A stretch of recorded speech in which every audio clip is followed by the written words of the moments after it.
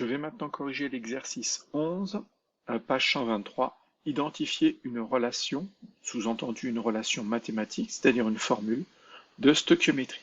On parle de relation de stoichiométrie ou de stoichiométrie comme on pourrait parler de mélange stoichiométrique, ce sont deux synonymes. Donc l'aluminium Al, solide, réagit avec le soufre, grand S, solide. Selon la réaction, 2 aluminium plus 3 soufre donne Al2S3, solide.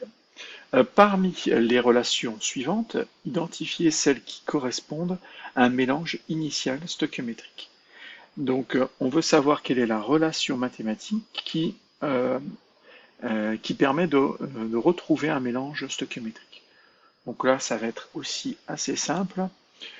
Si on revient dans le cours, on voit que là, pour un mélange stoichiométrique, il faut qu'en fait, tous les réactifs aient totalement disparu à la fin de la réaction.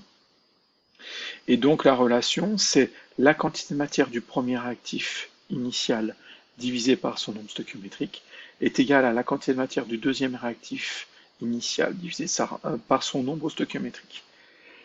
Et s'il y avait un troisième réactif, il faudra encore une troisième égalité, etc. Donc, quelle est la relation qui marque ça? Donc là, j'ai juste la quantité de matière initiale d'aluminium est égale à la quantité de matière initiale de soufre, alors que je vois qu'il y a des nombres stoichiométriques, mais on n'en tient pas compte. Donc cette première relation n'est pas bonne. La quantité de matière d'aluminium divisée par 3, et je vois que le 3 n'est pas le nombre stoichiométrique de l'aluminium, donc cette relation n'est pas bonne.